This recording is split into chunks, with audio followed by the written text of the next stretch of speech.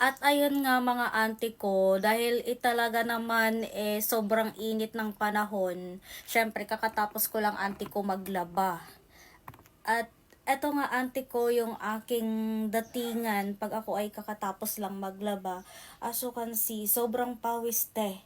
Oo te, pati yung siko ko te, sobrang nanunuyo-nuyo talaga ang pawis ko sa sobrang init ng panahon te. Oh, tingnan mo naman yan. Eto talaga yung madalas pinagpapawisan ko. Yung dito yung siko ko. Oo te, pati yung mga liig ko te, oh, pawis.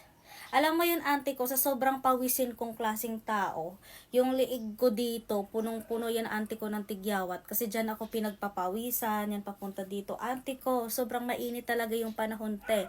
Kung napapansin nyo te. Pati te yung kilikili ko te. Syempre te, basa-basa yan te. Ayan siya te. Te, just normal lang siya. Kasi tao tayo, hindi tayo manok. Okay? Kaya sasabihin niyo, ew, it's so yucky. Bakit naman yan siya pinagpapawisan? Oy, oy, oy, te. Tao lang tayo, te. Pinagpapawisan talaga tayo, to be honest talaga. Auntie ko, hindi tayo pusa, manok, kalabaw, na hindi tayo nakikitaan ng pawis, te. Tayo ay tao. O, normal lang po yan, auntie ko. Tingnan mo, auntie ko, yung kilikili ko. Abay,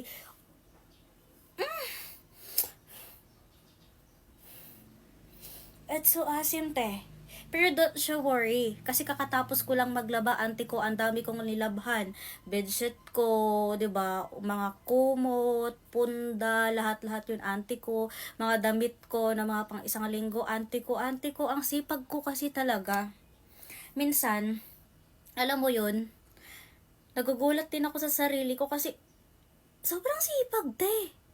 Pwede na mag-asawa talaga sa totoo lang. Sobrang sipag. So to be honest mga auntie ko, nag-video lang naman ako auntie ko kasi alam mo yon para ipapakita ko din sa inyo auntie ko na kahit pinagpapawisan ako auntie ko, wala talagang putok yan te.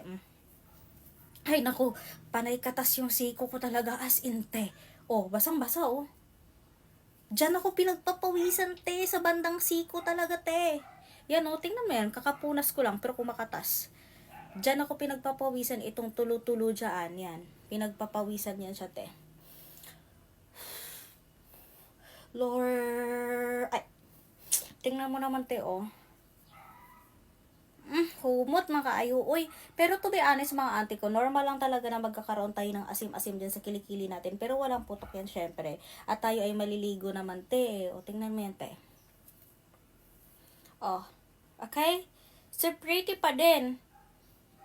Pagod sa paglaba, pawisin, humot, gyapon ang kilikili. Bongga. Perfect yan. Ayan ang tinatawag na maganda ka na, wala ka ng putok. Perfect ka ayo. Uy! Yan siya. Hisa-hisa na may mga linte. Tuloy-tuloy yung pawis ko, te. Sa totoo lang talaga, te. Tuloy-tuloy talaga yung pawis ko. So, ayun nga, auntie ko. So, tatapusin ko na tong video ko na to, auntie ko. At ako ay gagawa ng thumbnail. So, syempre, magpipicture muna ako ng kilikili ko. Kasi ayun yung thumbnail ko, te. Kaya kumalma kayo dyan. Diba? Kalma lang kayo dyan. Just watch me, baby. Okay? Akala nga pangit naman ah.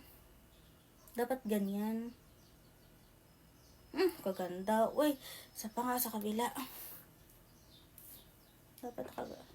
Paano bang picture ko na pretty? Uy.